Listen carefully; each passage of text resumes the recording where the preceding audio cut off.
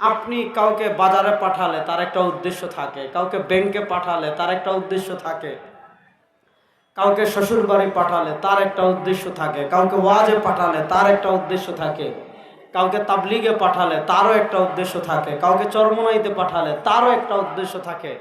আল্লাহ তাআলা দুনিয়াতে যে একের পর এক নবী পাঠিয়েছেন, কানাত বানু ইসরাঈল তাসুসুমুল আম্বিয়া কুল্লামা হালাকা নাবিয়্যুন খালাফাহু নাবিয়্যুন।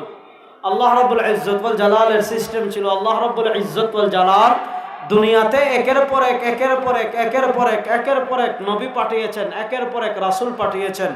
কুল্লামা হালাকা ইনতাকালা নাবিয়্যুন খালাফাহু নাবিয়্যুন। একজন ইন্তেকাল করে দুনিয়া থেকে, নবী গিয়েছেন, আল্লাহ আরেকজন পাঠিয়েছেন, আরেকজন গিয়েছেন, আল্লাহ আরেকজন পাঠিয়েছেন, আরেকজন গিয়েছেন, আল্লাহ আরেকজন পাঠিয়েছেন। এইভাবে আল্লাহ অসংখ্য অগণিত নবী পাঠিয়েছেন। যে নবুয়তের ধারার সূচনা করেছেন আল্লাহ আদমকে দিয়ে, আর সেই নবুয়তের ধারার পরিসমাপ্তি ঘটিয়েছেন আমাদের নবীকে দিয়ে। হুয়াল মা কানা মুহাম্মাদুন আবা আহাদিম মির রিজালিকুম ওয়ালাকিন রাসূলুল্লাহি ওয়া খাতামান নাবিয়্যিন। এজন্য ইসলামের একটা গুরুত্বপূর্ণ, অলঙ্ঘনীয়, অকাট্য আকীদা, আমাদের নবী শেষ নবী। বলেন আমাদের নবী, বলেন আমাদের নবী সহজ। খতম নবুয়তের উপর আলোচনা করব না, শুধু একটা কথা বলি, আমাদের নবীর পরে যদি কেউ নবী দাবি করে সে মুসলমান না কাফের? আর আসতে বলেন। আমাদের নবীর পরে কেউ যদি মুসলমান দাবি করে সে মুসলমান না কাফের? আমাদের ভারত উপমহাদেশে এক মহিলা ছিল যার নাম চেরাগ বিবি। বলেন কি বিবি? এ যুবকরা জোরে বলো, কি বিবি? চেরাগ বিবি। এই চেরাগ বিবির পোলার নাম হলো গোলাম আহমদ।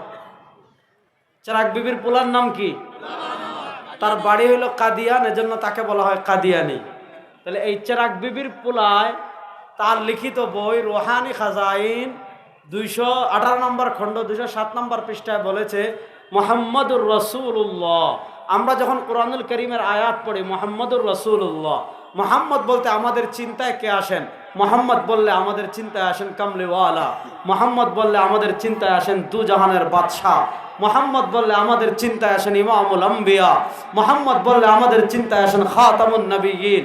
কিন্তু চেরাগ বিবির পোলা বলেছে মুহাম্মাদুর রাসূলুল্লাহ।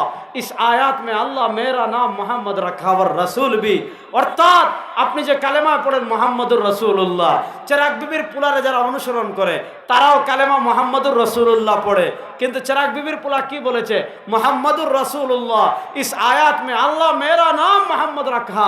চেরাগ বিবির পোলার লেখা কিতাব রুহানি খাজাইন 18 নম্বর খণ্ডের 207 নম্বর পৃষ্ঠায় চেরাগ বিবির পোলা বলেছে इस आयत में अल्लाह मेरा नाम मोहम्मद रखा। অর্থাৎ আল্লাহ যে বলেছেন মুহাম্মাদুর রাসূলুল্লাহ, তিনি মদিনার নবী না, এই মুহাম্মদ মানে আমি। ওয়ার রাসূল বি, আল্লাহ বলেছেন মুহাম্মাদুর রাসূলুল্লাহ, মুহাম্মদ আল্লাহর রাসূল। চেরাগ বিবির পোলায় বলে এই আয়াতে আল্লাহ আমাকে মুহাম্মদ বলেছেন, এই আয়াতে আল্লাহ আমাকে রাসূল বলেছেন। এবার জামালপুরের মুসলমান বলেন যে চেরাগ বিবির পোলা নিজেরা মুহাম্মদ দাবি করেছে, যে চেরাগ বিবির পোলা নিজেকে রাসূল দাবি করেছে, সেই চেরাগ বিবির পোলা মুসলমান না কাফের? এটা বলেছে 207 নম্বর পৃষ্ঠায়। কত বড় জানোয়ারের বাচ্চা! 207 নম্বর পৃষ্ঠার পরে 211 নম্বর পৃষ্ঠায় গিয়ে বলেছে, তার বইয়ের নাম এক গলতি কা এজালা, রুহানি খাজাইন 18 নম্বর খণ্ডের 211 নম্বর পৃষ্ঠায় বলেছে वो अहमद वर मोहम्मद नाम से मुसम्मा होकर मैं रसूल भी हो वर नबी भी हो, यानी मुझको भेजा गया भी वर गायब की खबरें पाने वाला भी।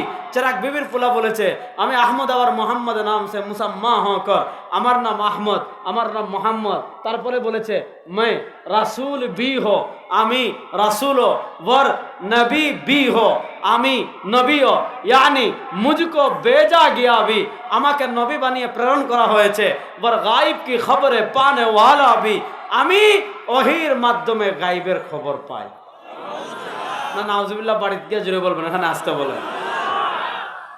তাহলে এবার বলেন যে চেরাগ বিবির পোলা নিজের মুহাম্মদ দাবি করেছে, যে চেরাগ বিবির পোলা নিজেকে রাসূল দাবি করেছে, যে চেরাগ বিবির পোলা নিজের নবী দাবি করেছে, যে চেরাগ বিবির পোলা বলেছে তার কাছে জিবরিল আসেন, যে চেরাগ বিবির পোলা বলেছে তার উপর ওহী আসে, এবার বলেন সেই চেরাগ বিবির পোলা জানোয়ার গোলাম আহমদ কাদিয়ানী মুসলমান না কাবে?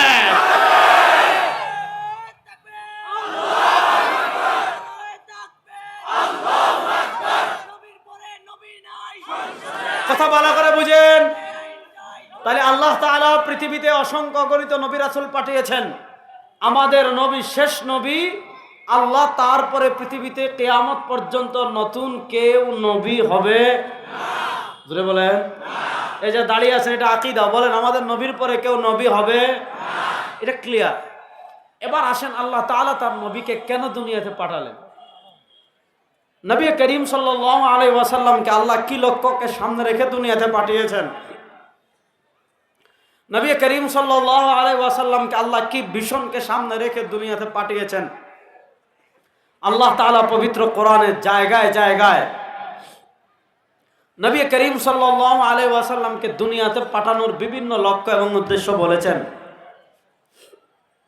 আল্লাহ তাআলা নবী করিম সাল্লাল্লাহু আলাইহি ওয়াসাল্লামকে যে কয়েকটা লক্ষ্য এবং উদ্দেশ্য নিয়ে দুনিয়াতে পাঠিয়েছেন, তার ভিতর উল্লেখযোগ্য বড় একটা লক্ষ্য আল্লাহ কোরআনে বলেছেন, হুয়াল্লাযী আরসালা রাসূলাহু বিল হুদা। তিনি আল্লাহ, যিনি তার রাসূলকে দুনিয়াতে পাঠিয়েছেন হেদায়েত দিয়ে, আলো দিয়ে, পথ দিয়ে। দেখেন, দুনিয়াতে পথ তৈরি হবে নানা পথ, দুনিয়াতে নানা মত তৈরি হবে।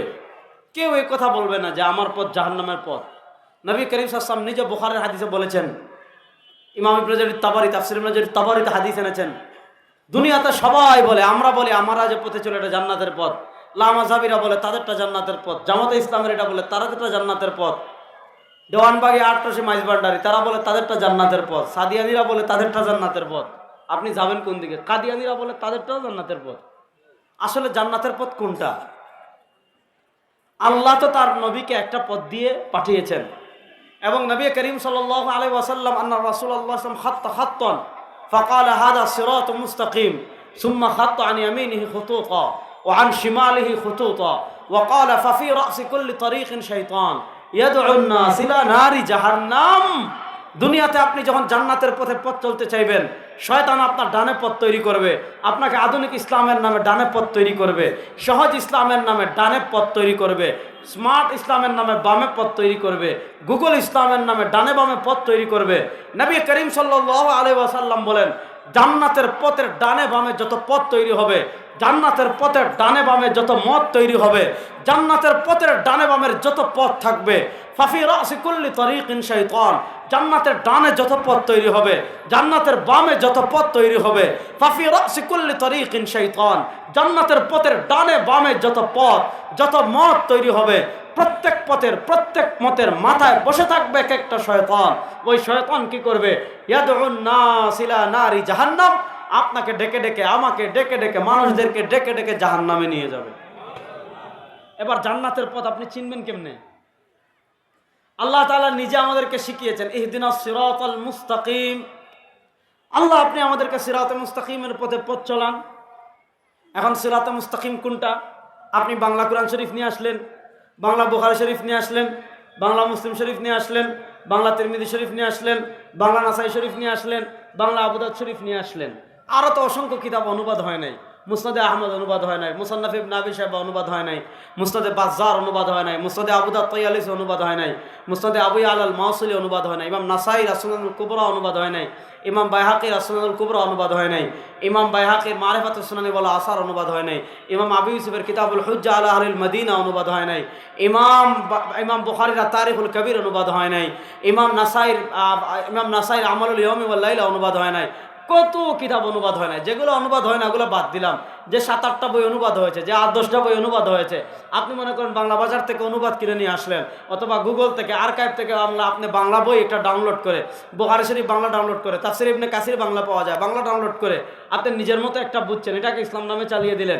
আপনি নিজে অনুবাদ পড়ে একটা বুঝছেন, এটাকে ইসলাম বলে চালিয়ে দিলেন। না, আপনি নিজে যেটা বুঝবেন এটা জান্নাতের পথ হতে পারে না। আপনার বুঝটা দেখতে হবে জান্নাতের কিনা, যাচাই করবেন কেমনে? আল্লাহ তাআলা নিজে জান্নাতের পথের যাচাই করার মাপকাঠি দিচ্ছেন। সেটা কি? সিরাতাল্লাযীনা আনআমতা আলাইহিম, সিরাতাল্লাযীনা আনআমতা আলাইহিম, সিরাতাল্লাযীনা আনআমতা আলাইহিম। আরে বেটা, তোর পথ জান্নাতের পথ নাকি জাহান্নামের পথ কেমনে বুঝবি? তোর পীরের পথ জান্নাতের পথ নাকি জাহান্নামের পথ কেমনে বুঝবি? তোর শায়েখ তোরে যে পথ শিখাচ্ছে সেই পথ জান্নাতের পথ নাকি জাহান্নামের পথ কেমনে বুঝবি? তোর নেতা তোকে যেই পথের সন্ধান দিচ্ছে সেই পথ জান্নাতের পথ নাকি জাহান্নামের পথ কেমনে বুঝবি? আল্লাহ বলেন সিরাতাল্লাযীনা আনআমতা আলাইহিম। দেখ, তোর পীর তোরে যে পথ শিখাচ্ছে, তোর শায়েখ তোরে যে পথ শিখাচ্ছে, তোর নেতা তোকে যে পথ শিখাচ্ছে, সেই পথ আল্লাহর মুনাম আলাইহি বান্দাদের পথের সাথে মিলে কিনা? সেই পথ সাহাবায়ে কেরামের পথের সাথে মিলে কিনা? সেই পথ তাবেঈদের পথের সাথে মিলে কিনা? সেই পথ তবে তাবেঈদের পথের সাথে মিলে কিনা? সেই পথ মুজতাহিদ ইমামদের পথের সাথে মিলে কিনা? সেই পথ ফুকাহায়ে কেরামের পথের সাথে মিলে কিনা? সেই পথ মুহাদ্দিসদের পথের সাথে মিলে কিনা? যদি সাহাবা, তাবেঈ, তবে তাবেঈ, আইম্মা মুজতাহিদিনের পথের সাথে মিলে, তোর পথ জান্নাতের পথ। আর তুই এমন পথে চলিস, এমন মতে চলিস যেই পথে সাহাবার সমালোচনা করা হয়, তাবেঈর সমালোচনা করা হয়, তবে তাবেঈর সমালোচনা করা হয়, ইমামদের সমালোচনা করা হয়, ওই পথ কখনো জান্নাতের পথ হতে পারে না, ওই পথ জাহান্নামের পথ। সিরাতাল্লাযীনা আনআমতা আলাইহিম, সিরাতাল্লাযীনা আনআমতা আলাইহিম, সিরাতাল্লাযীনা আনআমতা আলাইহিম। আল্লাহর নিয়ামত প্রাপ্ত বান্দাদের পথ জান্নাতের পথ। এবার প্রশ্ন হলো, আল্লাহর নিয়ামত প্রাপ্ত বান্দা আমি কি না? আপনি নাও বলতে পারেন, আমাকে নাও বলতে পারেন, আপনাকে নাও বলতে পারেন, আমার পীরকে নাও বলতে পারেন, আমার শায়েখকে নাও বলতে পারেন, আমার নেতাকে নাও বলতে পারেন। কিন্তু এই উম্মার একটা জামাত আছে, যেই জামাত যে আল্লাহর নিয়ামত প্রাপ্ত বান্দা, এই ব্যাপারে কোনো সন্দেহ নাই। সেই জামাতের নাম হলো জামাতে সাহাবা। আকীদার ওয়াজ করতেছি, ভালো করে বুঝবেন ভাই। আকীদা যদি ঠিক না থাকে, নামাজ, রোজা, হজ, যাকাতের কোনো দাম নাই আল্লাহর কাছে। কথা ভালো করে বুঝেন। এই উম্মার ভিতর সবচেয়ে বড় নিয়ামত প্রাপ্ত, বেলা শক, কোনো সন্দেহ নাই। নিয়ামত প্রাপ্ত বান্দা কারা? ভাই আল্লাহ, শুনছেন? বলেন নিয়ামত প্রাপ্ত বান্দা কারা? মুখ খুলে বলেন নিয়ামত প্রাপ্ত বান্দা কারা? আল্লাহ তাদের ব্যাপারে কোরআনে বলেছেন রাদিয়াল্লাহু আনহুম ওয়া রাদু আন। আল্লাহ তাদের ব্যাপারে কোরআনে বলেছেন আমিনু কামা আমানান নাস। আল্লাহ তাদের ব্যাপারে কোরআনে বলেছেন ফাইন আমানু বিমিসলি মা আমানতুম বি ফাকাদ ইহতাদাও। আল্লাহ তাদের ব্যাপারে কোরআনে বলেছেন মুহাম্মাদুর রাসূলুল্লাহ ওয়াল্লাযীনা মাআহু আশিদ্দাউ আলাল কুফফারি রুহামাউ বাইনাহুম। আল্লাহ তাদের ব্যাপারে কোরআনে বলেছেন ওয়াস-সাবিকুনাল আউয়ালুনা মিনাল মুহাজিরিন ওয়াল আনসার। আমার নবী তাদের ব্যাপারে বলেছেন ইযা রাআইতাল্লাযীনা ইয়াসুব্বুনা আসহাবি ফাকুলু লা'নাতুল্লাহি আলা শাররিকুম। আমার নবী তাদের ব্যাপারে বলেছেন আল্লাহ আল্লাহ ফি আসহাবি লা তাত্তাখিযুহুম গারাদাম মিন বা'দি ফামান আহাব্বাহুম ফাবিহুব্বি আহাব্বাহুম ওয়া মান আবগাদাহুম ফাবিবুগদি আবগাদাহুম। আমার নবী তাদের ব্যাপারে বলেছেন লা তাসুব্বু আসহাবি ফাওয়াল্লাযী নাফসু মুহাম্মাদিন বিয়াদি লাউ আনফাকা আহাদুকুম মিসলা উহুদিন যাহাবা ফামা বালাগাত মুদ্দা আহাদিহিম ওয়ালা নাসিফাহু। সুতরাং আমার সাহাবা যে আল্লাহর পক্ষ থেকে নিয়ামত প্রাপ্ত বান্দা, এতে কোনো সন্দেহ আছে? কতটুকু নিয়ামত প্রাপ্ত? হযরত আব্দুল্লাহ ইবনে মাসউদ রাদিয়াল্লাহু তাআলা বর্ণনা ইমাম আহমদ ইবনে হাম্বল মুসনাদে আহমদে এনেছেন। সাহাবা একরামের মর্যাদা আল্লাহর কাছে এত বেশি, সাহাবা একরাম আল্লাহর পক্ষ থেকে এত বেশি নিয়ামত প্রাপ্ত যে ইবনে মাসউদ রাদিয়াল্লাহু তাআলা বর্ণনা এসেছে মা রাআহুল মুসলিমুন হাসান। এই আল মুসলিমুন আলিফ লাম আহাদে খারিজি মানে সাহাবী, কারণ তাদের আলোচনা আগে গিয়েছে। সাহাবা একরামের প্রতি আল্লাহ এত বেশি সন্তুষ্ট যে সাহাবা একরাম যদি কোনো বিষয়কে সবাই মিলে ভালো মনে করেন, সাহাবা একরাম ঐক্য মতে কোনো বিষয়কে যদি ভালো মনে করেন, ফাহুয়া ইনদাল্লাহি হাসান। সাহাবা একরামের মর্যাদা আল্লাহর কাছে এত বেশি, সাহাবা একরামের দাম আল্লাহর কাছে এত বেশি। সাহাবা একরাম কোনো জিনিসকে ভালো মনে করলে সেটাকে আল্লাহ ভালো মনে করেন। তাহলে এবার বলেন সাহাবা একরামের পথ জান্নাতের পথ, কোনো সন্দেহ আছে?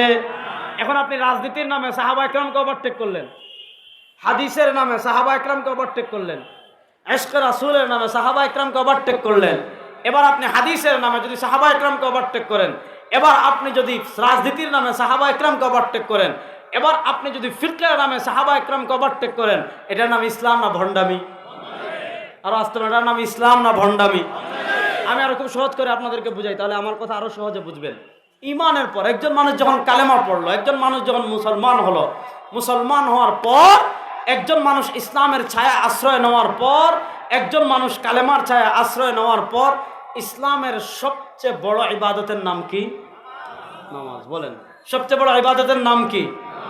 নামাজ। আপনি যেভাবে মন চায় এইভাবে পড়লে হবে না, যেভাবে মন চায় এইভাবে রুকু করলে হবে না, যেভাবে মন চায় এইভাবে সিজদা করলে হবে না, যেভাবে মন চায় এইভাবে দাঁড়ালে হবে না, যেভাবে মন চায় এইভাবে হাত বাঁধলে হবে না, যেভাবে মন চায় এইভাবে সূরা পড়লে হবে না, যেভাবে মন চায় এইভাবে নামাজ পড়লে হবে না। প্রশ্ন হলো নামাজ পড়বেন কিভাবে? নবী করিম সাল্লাল্লাহু আলাইহি ওয়াসাল্লাম নামাজ পড়ার ক্ষেত্রে আমাদেরকে নির্দেশনা দিয়েছেন। কি নির্দেশনা দিয়েছেন? বুখারীতে এসেছে, মুসলিম এসেছে, হাদিসের যে কোনো কিতাবেই বর্ণনা পাবেন। নবী করিম সাল্লাল্লাহু আলাইহি ওয়াসাল্লাম বলেছেন নামাজের ক্ষেত্রে তোমরা কেমনে নামাজ পড়বা। নবী করিম সাল্লাল্লাহু আলাইহি ওয়াসাল্লাম বলেছেন সাল্লু কামা রাআইতুমুনি মুসাল্লি। নবী করিম সাল্লাল্লাহু আলাইহি ওয়াসাল্লাম বলেছেন সাল্লু কামা রাআইতুমুনি মুসাল্লি। নামাজ পড়ো ওইভাবে নামাজ যেভাবে পড়তে দেখেছো আমাকে। রুকু করবা কিভাবে? যেভাবে রুকু করতে দেখেছো আমাকে। হাত তুলবা কিভাবে? যেভাবে হাত তুলতে দেখেছো আমাকে। হাত বাঁধবা কিভাবে? যেভাবে হাত বাঁধতে দেখেছো আমাকে। আমিন বলবা কিভাবে? যেভাবে বলতে শুনেছো আমাকে। দাঁড়াবা কিভাবে? যেভাবে দাঁড়াতে দেখেছো আমাকে। সিজদা তাসবিহ পড়বা কিভাবে? যেভাবে পড়তে দেখেছো আমাকে। তারাবি পড়বা কেমনে? যেভাবে পড়তে দেখেছো আমাকে। বিতির পড়বা কেমনে? যেভাবে পড়তে দেখেছো আমাকে। দুরূদ পড়বা কেমনে? যেভাবে দুরূদ পড়তে দেখেছো আমাকে। এক কথায় সরওয়ারে দু আলম সাল্লাল্লাহু আলাইহি ওয়াসাল্লাম নামাজের ক্ষেত্রে দিক নির্দেশনা দিয়েছেন যেভাবে মন চায়। তোমার বাপ যেভাবে বলে এভাবে নামাজ পড়লে হবে না, তোমার পীর যেভাবে বলে এভাবে নামাজ পড়লে হবে না, তোমার শায়েখ যেভাবে বলে এভাবে নামাজ পড়লে হবে না। নামাজ পড়বা কিভাবে? সাল্লু কামা রাআইতুমুনি মুসাল্লি। যেভাবে নামাজ পড়তে দেখেছো ওইভাবে নামাজ পড়তে আমাকে দেখো। আমাকে যেভাবে নামাজ পড়তে ওইভাবে দেখো। আমাকে মানে আমি নবী। নবীর নামাজ কে কে দেখছেন? দেখে হাত তুলেন তো। না না, আপনারা দেখছেন কেউ? কারা কারা দেখেন নাই দেখে হাত তুলেন তো। মাশাআল্লাহ। তাহলে এবার প্রশ্ন হলো নবী কেমনে দাঁড়িয়েছেন এটা দেখেছেন কারা? আর আসতে বলেন। নবী কেমনে হাত তুলেছেন দেখেছেন কারা?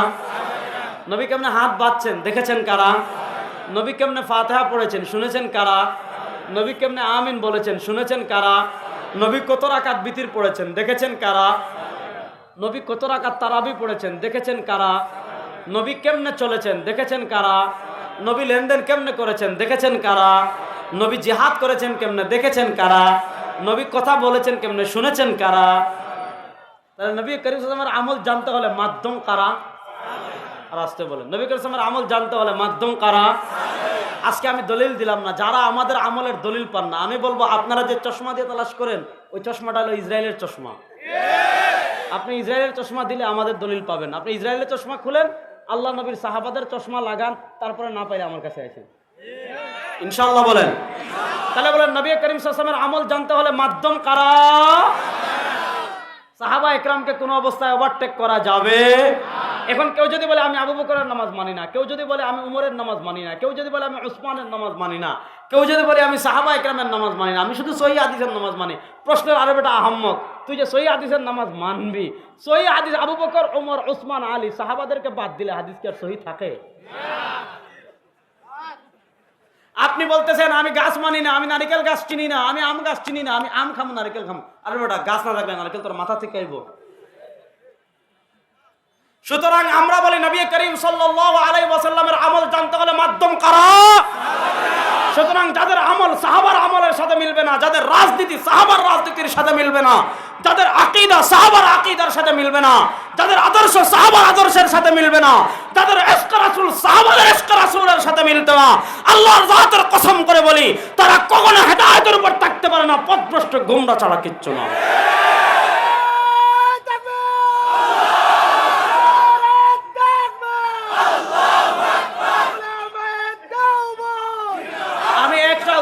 আমি একটা উদাহরণ দিই, তারপরে আলোচনা সামনে আগাবো। আমরা যারা আছি আমরা বিতরের নামাজ পড়ি 3 রাকাত। কয় রাকাত? কেউ যদি সারা জীবন বিতির না পড়ে তো আমার কি হয়েছে? আমার কিছু হবে?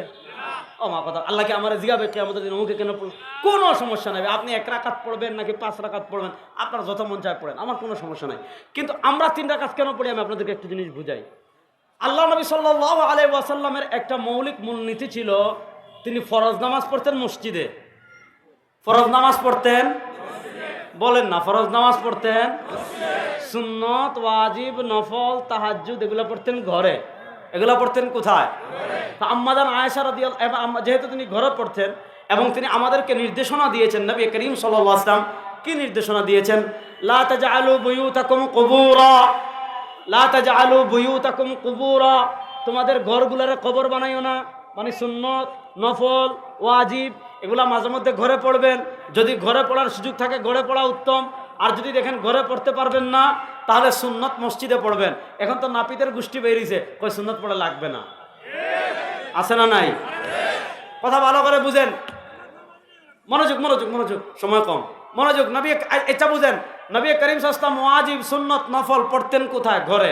এবার বলেন, তিনি যেহেতু ওয়াজিব মানে বিতরের নামাজ ঘরে পড়েছেন, তাহলে আল্লাহ নবী কত রাকাত বিতির পড়েছেন? আম্মা জান আয়েশা রাদিয়াল্লাহু তাআলা আনহা জীবনে দেখেন নাই।